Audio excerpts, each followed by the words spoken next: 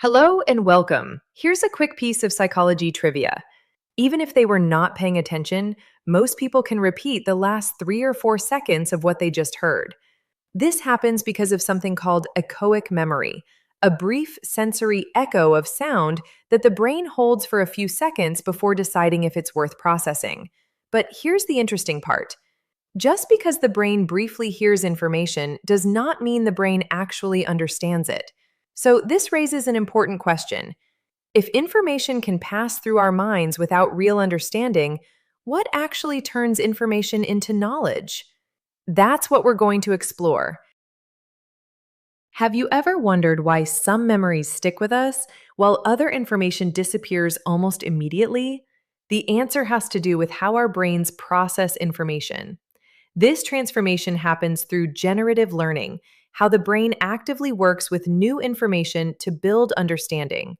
According to Richard Mayer, meaningful learning occurs when the brain selects important information, organizes relationships among ideas, and integrates new knowledge with what we already know.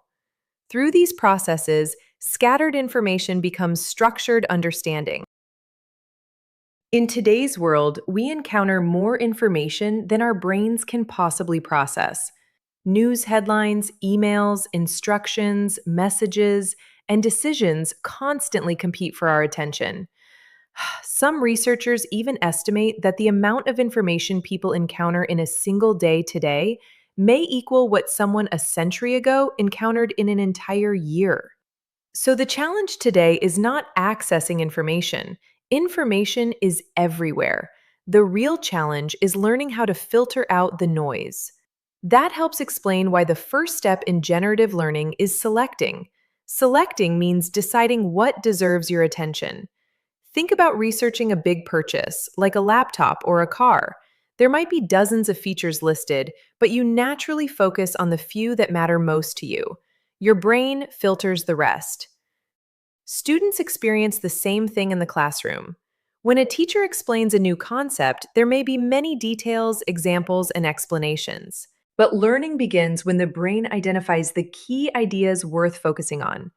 Selecting helps learners filter distractions and focus on what matters. Once important information has been selected, the brain moves to the next step, organizing. Organizing means connecting related ideas. Think about planning a trip. At first, everything might feel like a long, overwhelming list: flights, hotels, transportation, activities, and costs. But once you begin grouping related information together, the plan becomes clearer and easier to manage. Students do the same thing when they connect concepts, notice patterns, or create diagrams that show relationships between ideas. Organizing helps the brain move beyond isolated facts and begin building a structure for understanding. Have you ever worked through something difficult, feeling confused and mentally tangled, and then suddenly everything clicks into place and you're like, oh, now I get it? That moment is the goal of integrating. It's the breakthrough where understanding comes together and a new way of thinking emerges. Integration is actually an act of synthesis.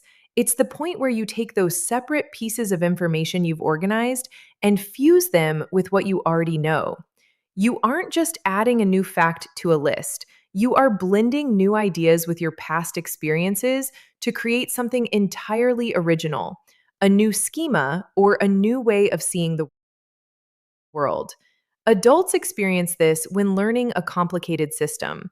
At first, the features feel like disconnected parts, but through synthesis, those pieces finally lock in, and the whole system starts to make sense. Students experience this too. They may learn separate math concepts in class, but true understanding happens when they synthesize those pieces into one complete picture. What was once inconceivable becomes a source of creativity and deeper understanding. So, integrating is the breakthrough. It is the whole picture moment where connected parts are synthesized into a new, coherent understanding. But that breakthrough does not happen by accident. It develops through these three core processes working together. This is why teaching is not just about delivering information. Information alone does not guarantee understanding. Learners have to do something with it. They must select what matters, organize how the parts relate, and integrate those parts into a new whole. When instruction supports those processes, learning becomes deeper, more meaningful, and more durable. That is how information is transformed into knowledge.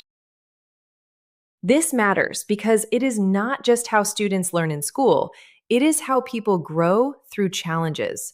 In real life, understanding rarely appears instantly. More often, it begins with confusion. The pieces feel scattered, the relationships are unclear, and for a while, the struggle can feel frustrating.